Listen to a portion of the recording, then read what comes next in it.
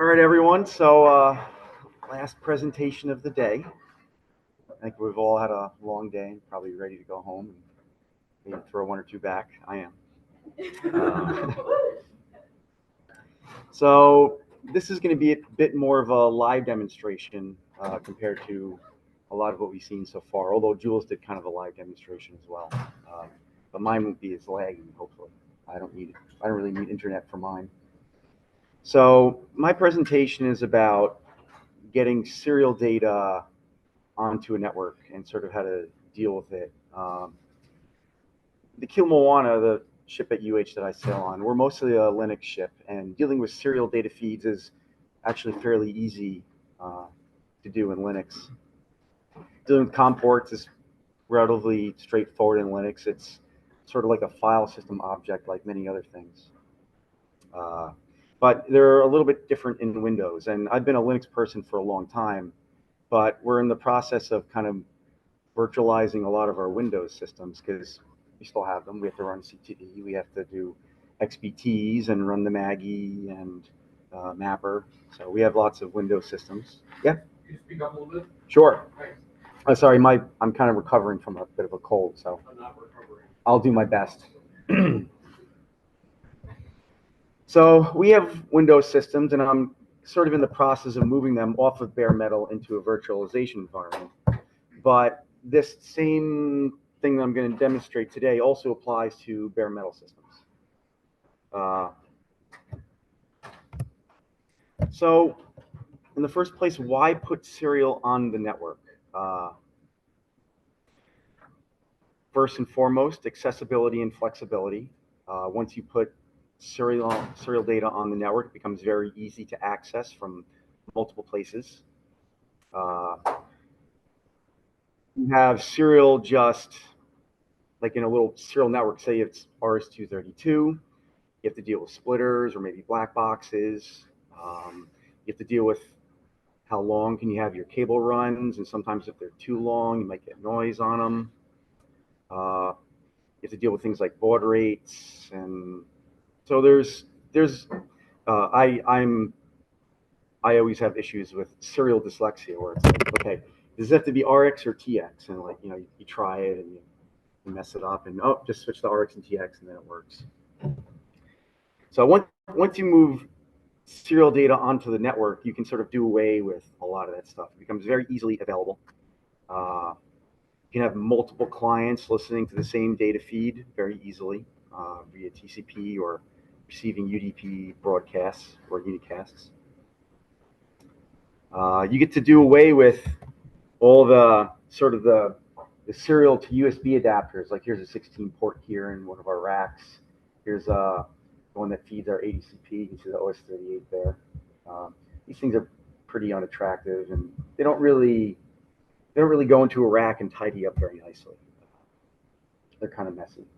But when you start using things like serial device servers and little network switches, you can go over to stuff like this. You can get a nice little rack mount for you unit and put all your device servers in there and have a couple PoE switches and even some Raspberry Pis. That's a Raspberry Pi right there.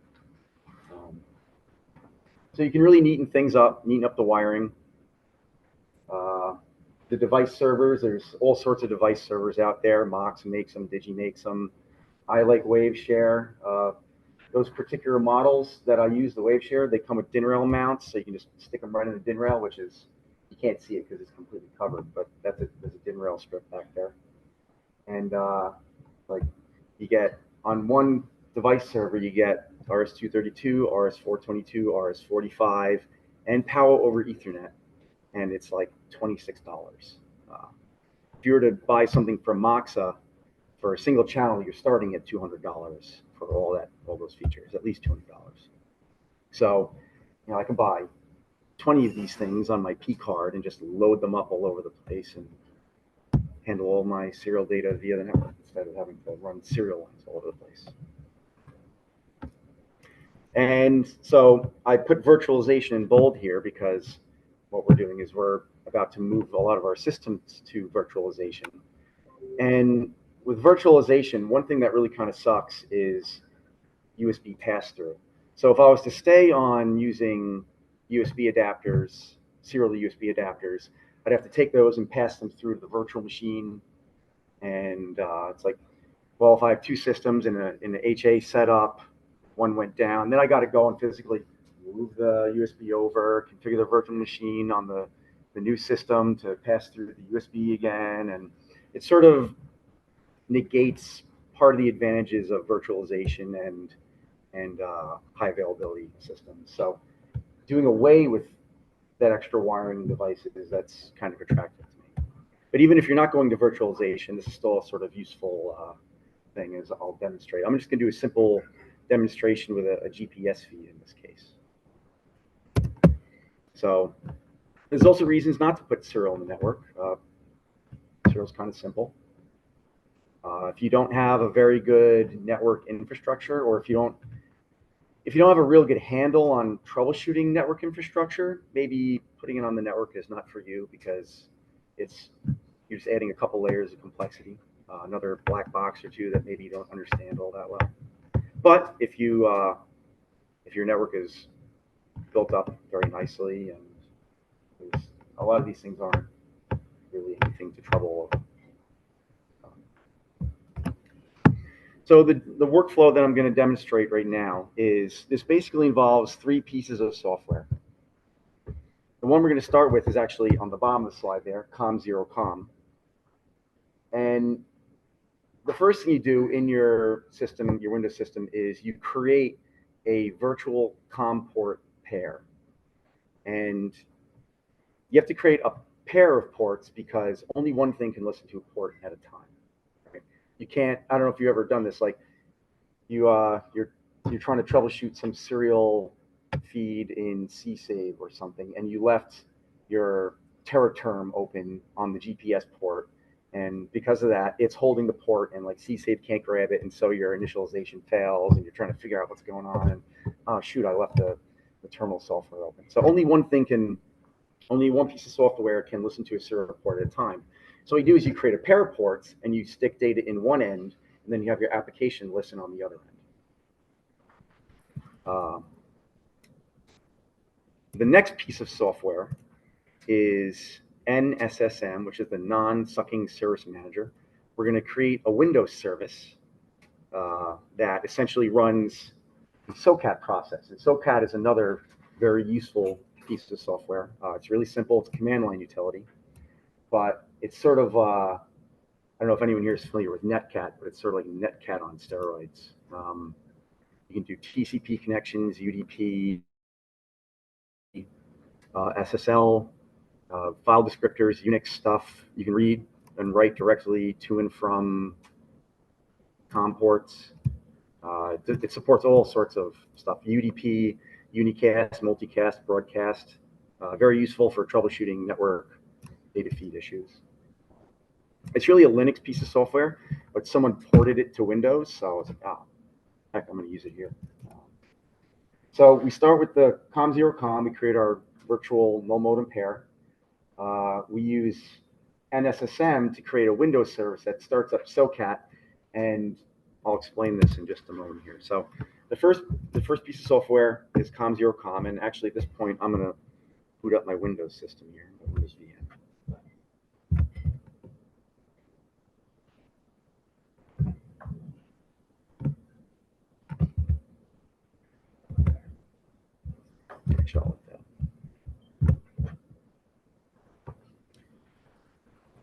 So when you install COM0COM and you run it, you get this sort of setup GUI.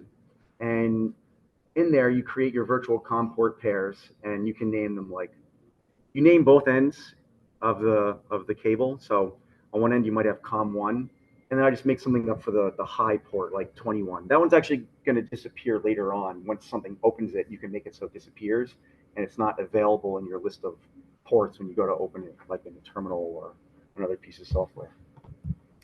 So let me, where are we here?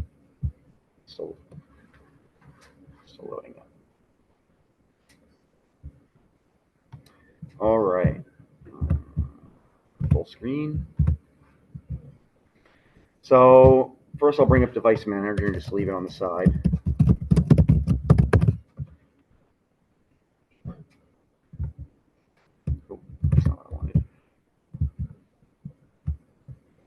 So you can see here I have essentially no COM ports, no serial ports at all, just a virtual machine with nothing on it. So first thing I'm going to do is I'm going to go and install COM0COM. All these pieces of software are free, open source, easy to download. I'll have links available on the slides where you can just go and download them, or you just Google them.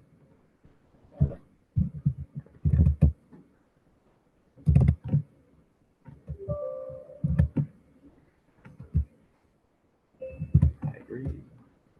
Sure.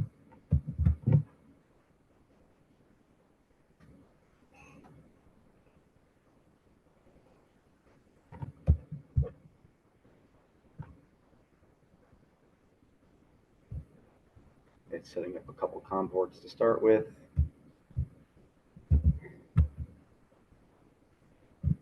Okay. Launch setup, why not?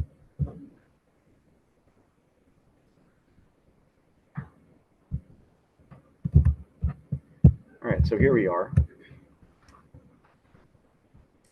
Now, there are a few options that you can select here.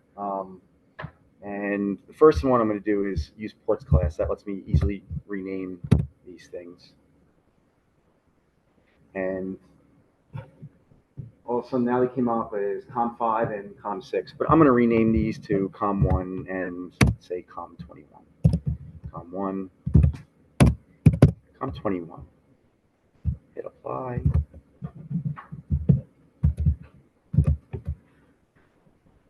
And now over here in my device manager, I have some COM ports.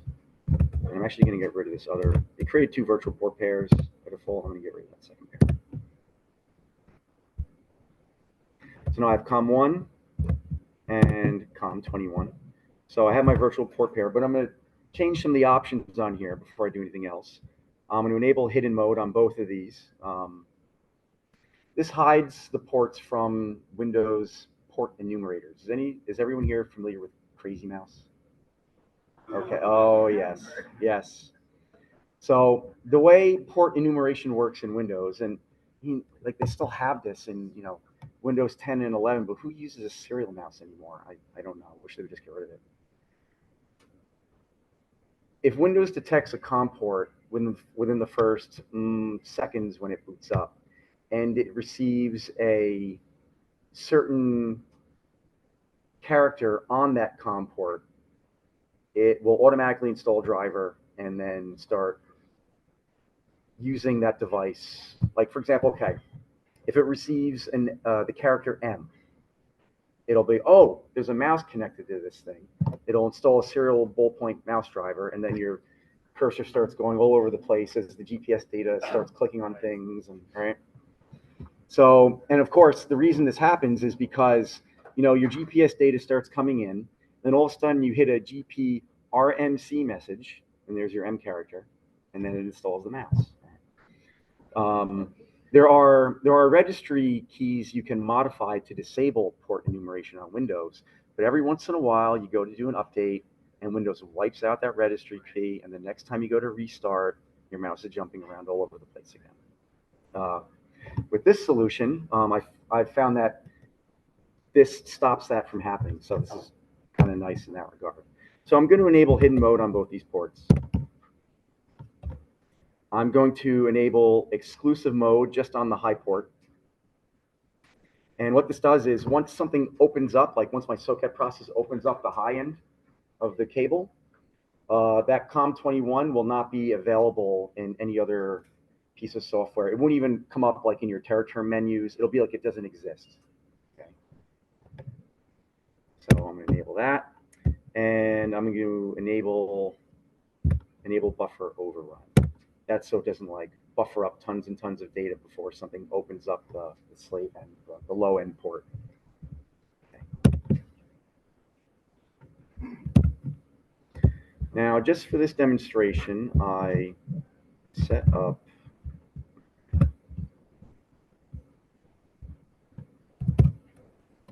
just for this demonstration. Where's my terminal? Just for this demonstration, I set up a sort of publicly accessible GPS feed that I can show you. And I can show you the SOCAT program, which is the next thing we're going to use. So the way SOCAT works is there's essentially two address options. SOCAT, and then you'd have address 1 and address 2. And each of these addresses can be any combination of files, TCP, UDP, SSL connections, COM ports, all sorts of stuff. There's a whole man page if you want to go through it. And it creates a bidirectional data pipe between these two things. So on one end, I could have a TCP connection to a server somewhere, and on the other end, I could have my one end of my COM port cable, or just my standard terminal. So if I wanted to look at my GPS feed that I have set up on shore from the ship, I could do TCP UHMC nas.sos.hawaii.edu port 52000, and then standard IO. Right? And so there's my live GPS feed from the ship. Now I can change the address option from standard IO to my serial port, one end of my serial port. It'll pipe the data into one end of the serial port. It comes out the other end, and stuff can listen to it. So yeah, you can do that manually each time you start the computer, but that kind of sucks. I'd rather just set it up as a Windows service. And that's where NSSM comes in. But first, let me make sure I have SOCAT installed on here. View, full screen. I'm going to close that now. I'm done with that. I have SOCAT right here. And again, this is available, just free to download off of a GitHub page somewhere. It's all free open source stuff. I'm just going to copy, see, program files, and I'll paste it in here somewhere.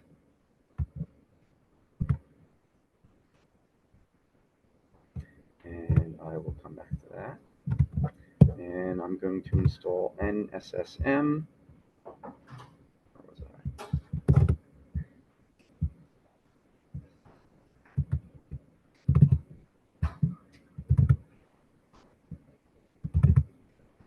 Just going to grab this and stick it in my home directory. You could put it anywhere and run it. C users TG. Let's put it here. Okay. So I'm going to bring up the terminal to do this. NSSM install, and let's call this COM1-GPS. COM1-GPS.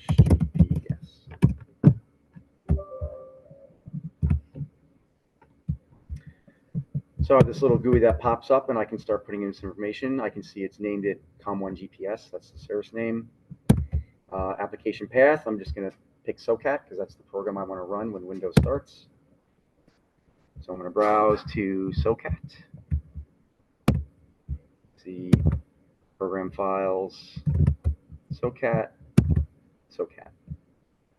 Arguments, here's where you enter in the two address options, like if you were on a command line.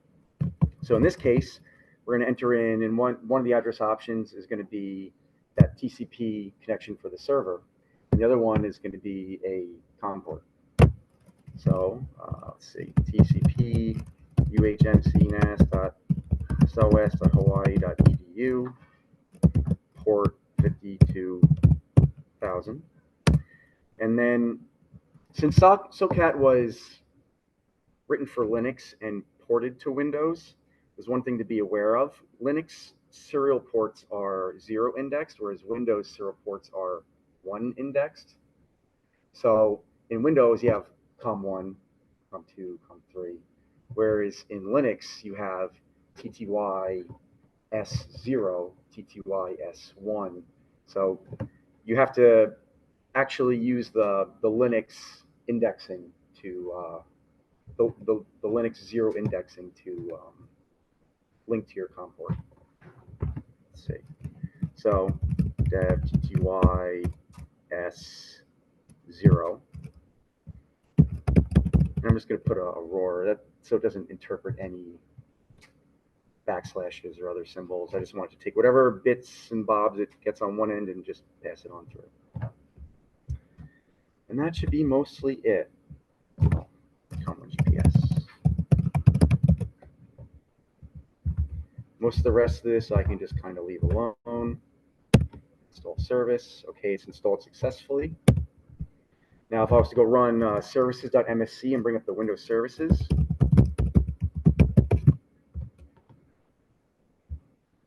if I was to scroll down, there is now a COM1 GPS service there. And it'll automatically start with Windows when you reboot it, but right now I have to start it manually, so I'll go to Start. Okay, it says it's running. Let's take a look at TerraTerm.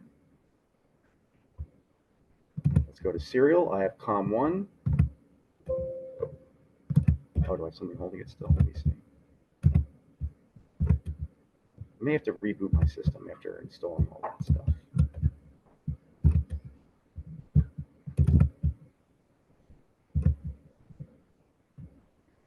Oh, wait, I made a mistake here. I linked to the low port, not the high port.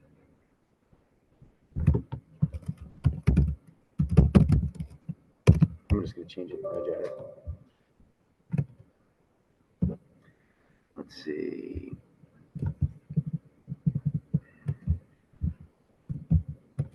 H key, local machine, system, control set services, COM1 GPS, parameters, and I can change it right here.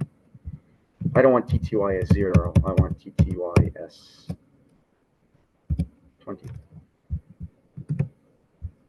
And then I'm going to have to restart that service.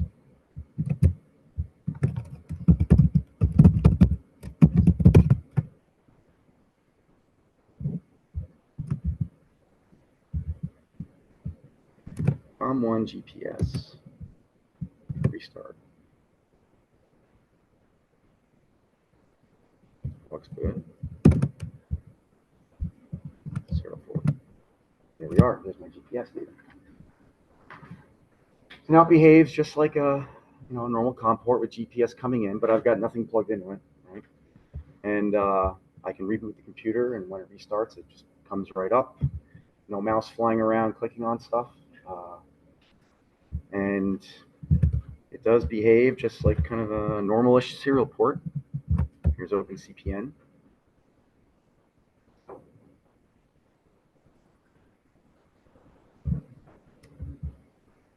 Anyone else here use OpenCPN on the ship? Yeah. Can't beat the price.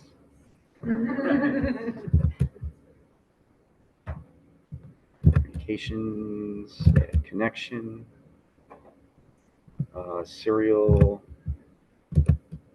COM1. The baud rate, I'll explain in just a moment. It actually doesn't matter anymore.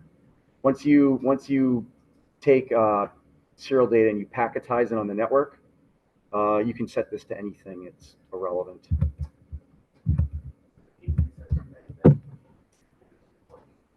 You could, yeah. I mean, it's going to probably default to something, and that's fine. So there's the KM in Honolulu. Pier side, unfortunately, it's supposed to be on its way to Tahiti.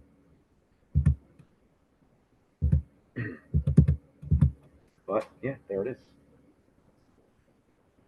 To demonstrate that whole baud rate thing, so how's it bring up TerraTerm here, right? Again, COM1. So I don't know. I'm guessing it's defaulted to 9600, but that could just as easily be 11 5200 7 E2 1.5. All right, let's try 1.5.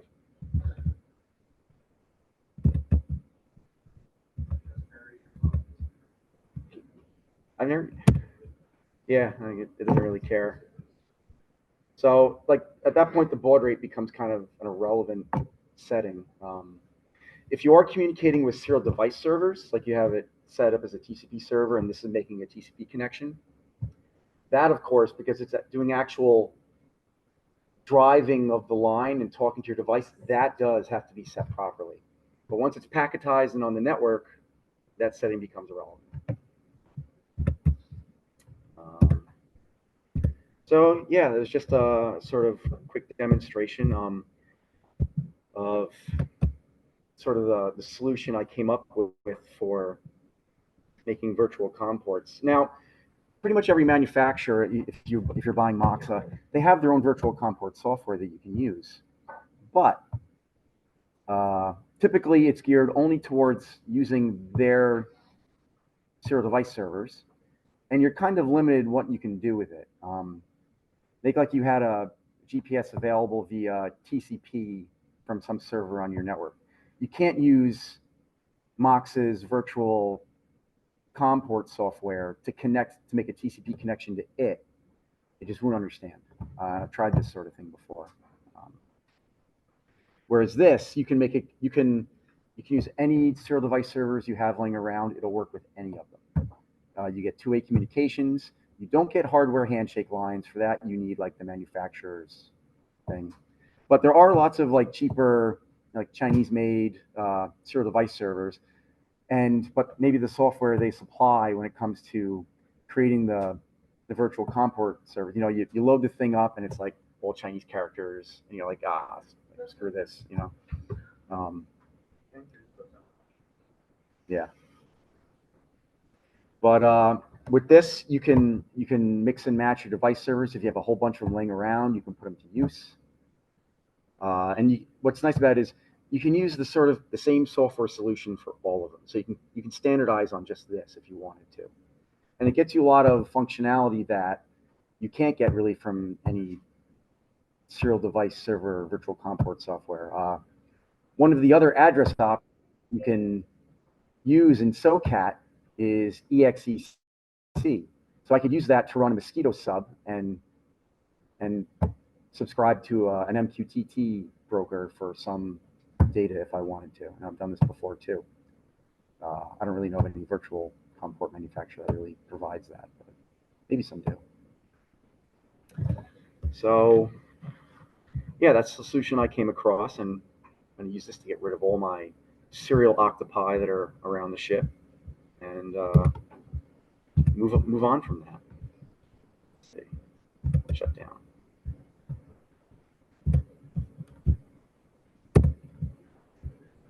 So back to my presentation here.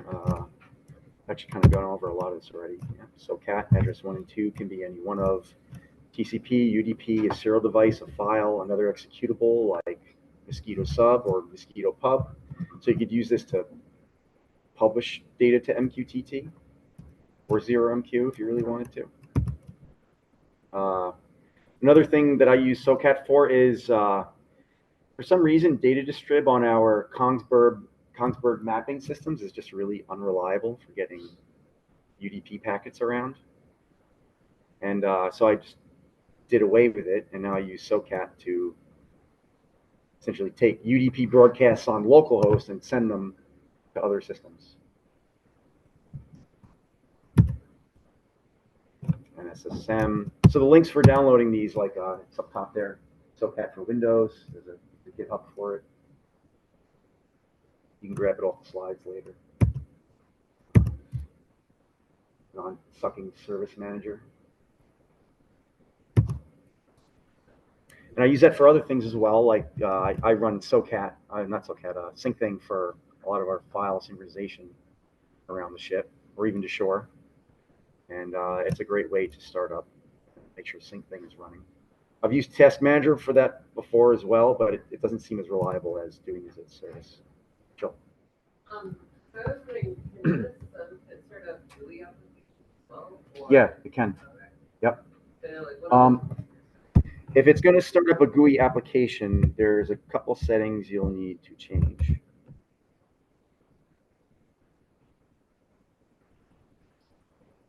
I think one of the things we found is, especially just how do you reliably auto start those? Yep.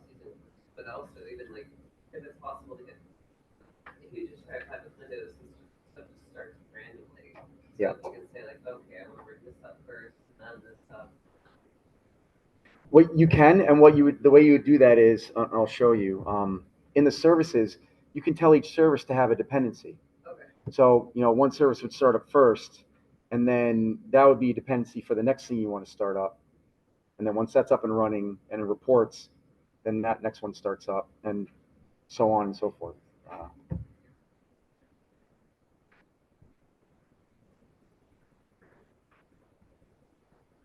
Come on. All right. Let me go back to my NSSM. I think I need to do edit com1-GPS. So I brought my GPS service back up here. I can edit it in here.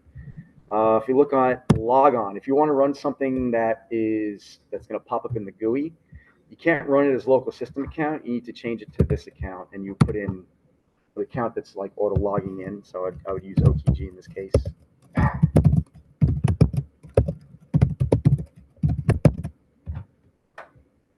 And then if you wanted to have it wait for another service to start up, you would go into dependencies. And to use this, really the best way to get, let's say I want to make this dependent on, okay, I don't want this service to start up until my network is up and running, because it doesn't really make sense to try and make a TCP connection until your network is up and running. Services.msc. I need to get the name of the service to stick in that box there. So I go to services. Let's say I want to go down to for networking, and I can use that one. Network location awareness collects and stores config information for the network and notifies programs when this information is modified. Okay, that could be kind of useful. And then it's NLA SVC. That's the bit that's highlighted there. I'm going to copy that, and I'm going to stick that in this box here. So if I wanted to have something wait for com1-GPS to come up, I would, on that service, I would put com1-GPS in that box. And then once the serial is, all up and running, then this other thing would start up. The rest of this I shouldn't have to touch.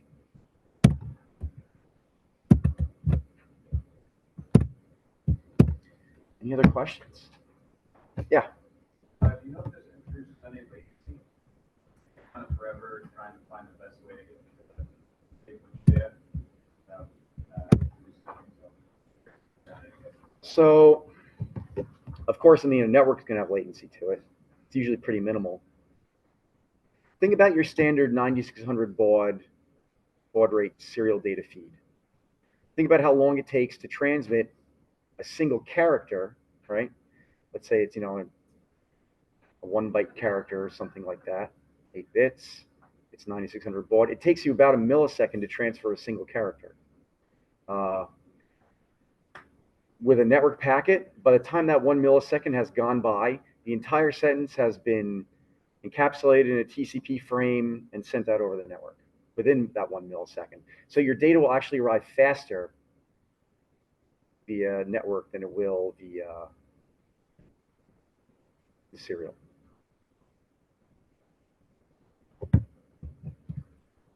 And you get TCP retransmits. So if something gets kind of corrupted or lost, it'll be retransmitted very quickly. You get the noise immunity of Ethernet.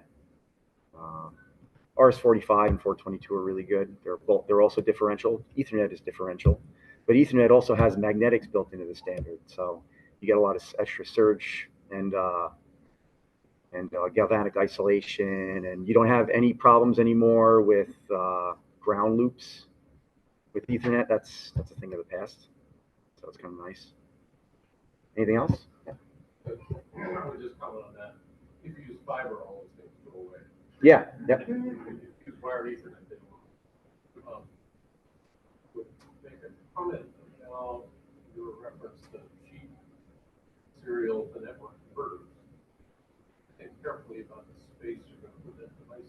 Mm-hmm. Some of our mobile devices are in hot, cold engine rooms and deck spaces where commercial grade hardware doesn't last very long. Mm-hmm. Other places we're spending money to get it permanent. The latency issue for serial data is fixed by broadcast. Is what? Fixed by phone. Yes. Yes. And serial data.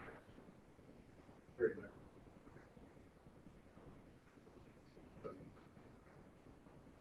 Mm-hmm. Think about that. Yep. If we're measuring temperature when our ship's not moving, that's a bit late. You're never going to have a 1 minute latency. No. No. The point is, you think about this Mhm. so half from to whatever translation volume drives with appropriate references. So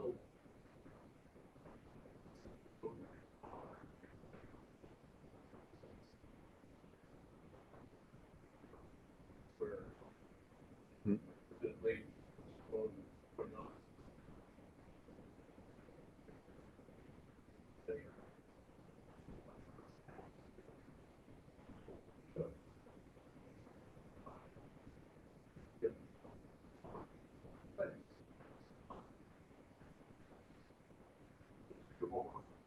Mm-hmm. And if you're going to do this, you would probably want to design your network accordingly. So, like on the Kilo Moana, we have a somewhat distributed data collection system. In areas where we have serial data being collected, we typically have a little data logger in that space. And the data gets timestamped and logged right there and broadcasted out, and it gets logged in another place as well. We have a couple of systems back in our computer lab that aggregate all of the sort of these UDP broadcasts. Or even individual little industrial PCs. Yep. Yep. And you more and more complex.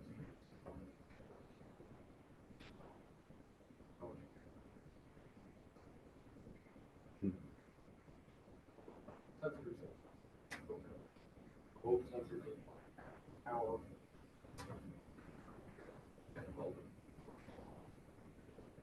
Mm-hmm. You drawn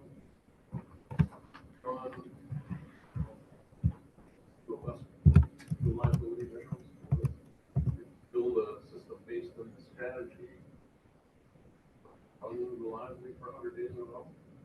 Sure. Yeah. I haven't. Well, we have actually yes. Yeah, the sonar. Our winch data is logged this way. We have a Visala WXT that's logged this way. I'm trying to think. Both of our winches, which are 20 hertz winch data, are logged this way, and the latency is less than a millisecond.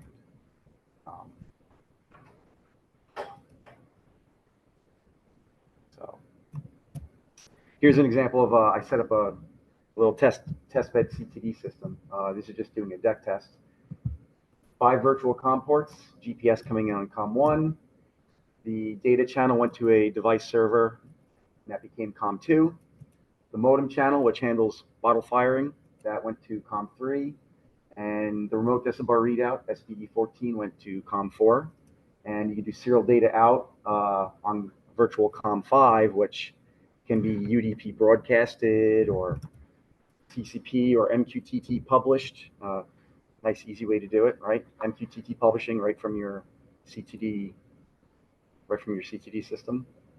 And yeah, it ran great. using these little device servers that I showed before. These ones here, these are from WaveShare. Industrial temperature range, they have gas discharge tubes inside of them. They have ESD protection. RS 232, 422, 485. They can go down to 300 baud. Actually, I think 200 baud. Power over Ethernet. So you can power them right from the switch. You don't have to run a separate power line for them. These are little PoE switches here, industrial PoE switches. And if you were going to design a system like this, what I'd recommend you do is, if this is your CTV data channel, this is your modem channel, this is your remote decibel readout, I would probably take these and just go into a dumb switch right here. And the computer that you're running your terminal on also goes into that dumb switch right there. And then there's one port that goes to the rest of your network. That way, if the rest of your network goes down, you still have everything just in a local little loop right here, and you're not going to lose connectivity. Maybe your GPS will drop out. But that way, you can remove some of the complexity of your network from the equation. Yeah. We don't have an EK80. If I have any experience running this with an EK80, we don't have an EK system, so we have EM122 and EM710. I haven't used the COM port server. I don't really have a use for them just yet. Maybe I could use it to get them GPS. I could do that. But I do use SOCAT to, like I said, as my replacement for data distrib to distribute essentially the bottom depth broadcast for our chip displays. Anything else? Yeah. I was just gonna say, so to the question of network stability and latency, before I got into oceanography, I worked in broadcasting, and we use networks extensively for audio over IP, and on the latency side, so a single packet of audio at the CD sampling rate is about 20 microseconds in duration. Yeah. And we had audio over IP systems that would run for years and 7.5 without. Yep. And on audio, any kind of jitter or anything like that, so crackling. It's noticeable. Yeah. Yeah, it's very noticeable. So there are some, even we had a system where we had a 48 port network switch at file transfers running on the same switch. So it is possible to do this even in relatively large managed networks where you may have other devices that are. There's some they need it, but yeah. between the TOS settings, between using VLAN, it's very doable. And there's a lot to learn from the audio and video over IP folks. And in that volume, we were talking about either tens, maybe even hundreds, if not gigabits per second of ultra low latency being on the network. Yep.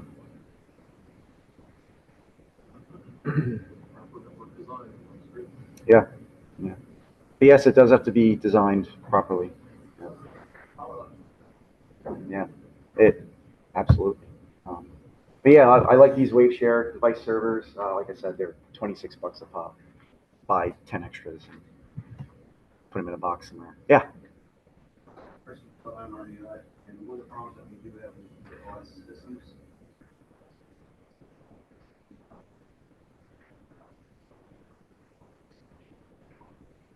Yeah.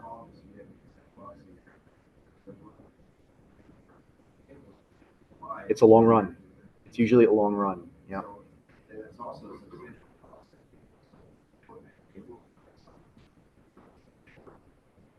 cost.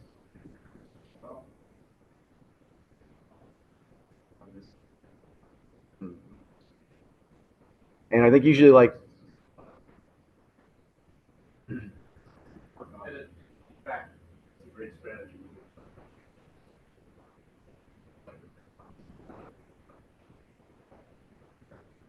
those systems usually RS-422. Yeah, yeah, yeah. These have RS-422, 4-wire. So yeah, that's kind of all I got. Go ahead.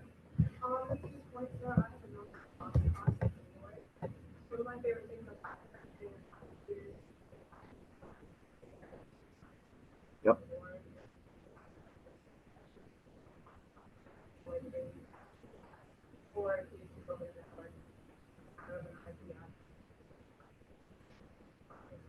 Yes. Yep.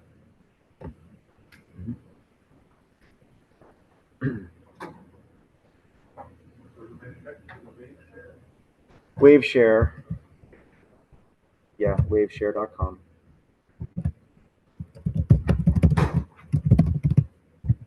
They have all sorts of other cool stuff like bidirectional serial converters that have like 3 different standards on each end. So yeah, products, IoT communication, wired.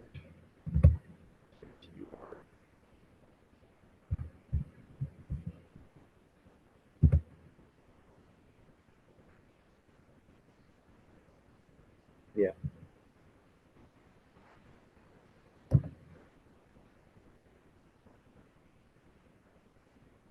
yeah, that's them. They have ones with wireless built in too, so you can join a Wi-Fi network, and you can run it as like an AP mode or station mode.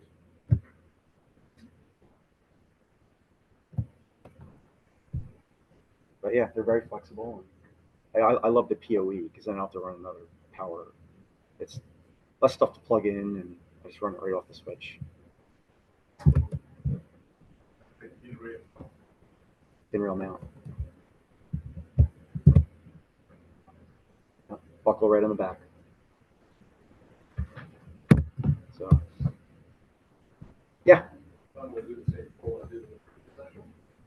Who would like to see hands-on hardware in the room demonstration of this? Where would be on? I'll do We it. got 2, 3. Yeah. Let's all collaborate. You know, most of us are attracted to this field because we're hands-on people. Mm-hmm. We can stop.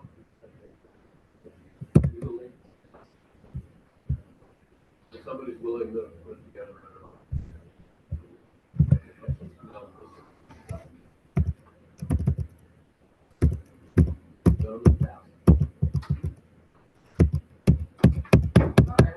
One quick thing. You talked a lot about options, Yeah. and I can share software and Mm-hmm. problems we're trying to solve. Standardize, uh, that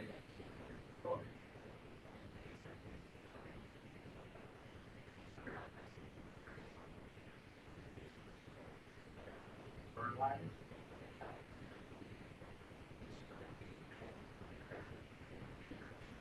So, cover oxygen and cover that part.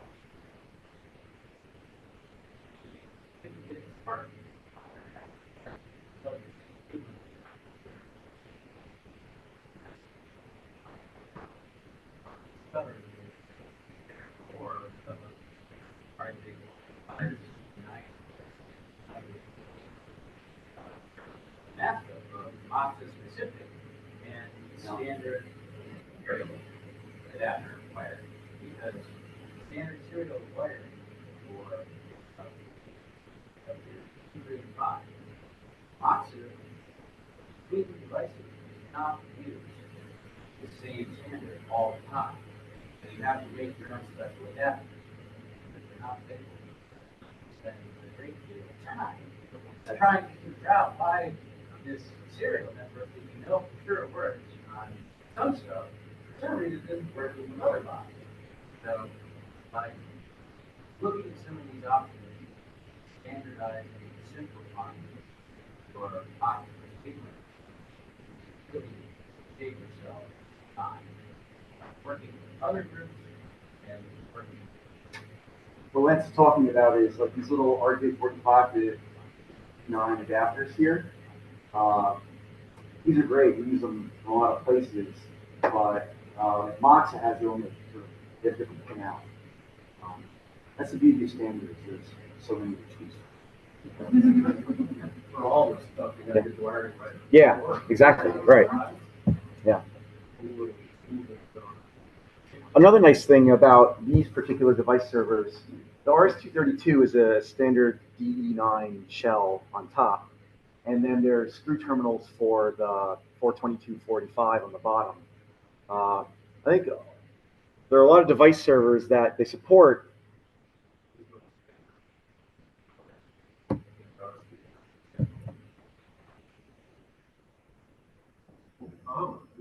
Mhm. But usually, if you're doing RS-422 or 45, you just sort of have like bare conductors. A lot of device servers, they still have the 9-pin D shell connector, and then you got to come up with some special little adapter and figure out what the pin out is. And whereas here, they just have labeled, A plus, B plus, A minus, B minus, and just put it right in, and away you go. So it's kind of nice. What time is it? 5 more minutes? Is that it? You ever try to feed it? Try to feed. Yeah, just.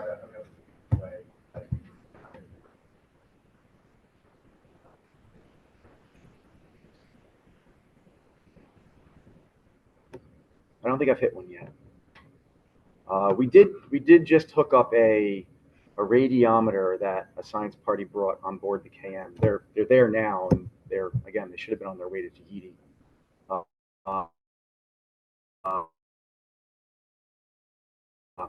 And the system, they're on a serial device server that was up on our MetMast, and it came down through the shipboard network. Otherwise, we would have had to run a separate cable all the way down, but we avoided that. And it's like I was seeing like it was like garbagey. Even though I was on the right baud rate, it was just kind of garbagey. And I was trying to figure out changing baud rates in the device server, trying to figure out what was going on. And then they eventually came to me and like, oh no, that's normal. It's usually full of garbage. And they started up their software because I set up this system on their laptop, their data acquisition laptop, and the program came right up and there was the nice waveform data, and I was like, oh, cool, okay. So sometimes, I don't know, if it's a sensor you're not familiar with, there might be garbage in it. Be prepared for that. Yeah. But otherwise, I haven't really run across any sort of serial signal that I haven't really been able to put through this yet. If you're dealing with a really, really old instrument, you may be dealing with something that has hardware handshake lines on it, CTS, RTS pins, and usually you can sort of short those on each end, that just so it automatically tells itself that it's clear to send data. Like I think our BGM3 gravimeter actually uses hardware handshake pins. So with a real software solution like Mox's virtual COM port software, in their TCP protocol, they can transmit those pin state change events across, back and forth from the device to your virtual port, and they can, it'll work properly. But otherwise, nowadays the hardware, the original reason they had that to begin with really old hardware back in the day was because the hardware on the receiving end actually wasn't maybe fast enough to keep up with the serial data stream. So, but nowadays your hardware is plenty fast, and your hardware is going to be finished processing a data sentence long before the device sends the next one. So you can just short those pins together, and all you need is RxTX ground.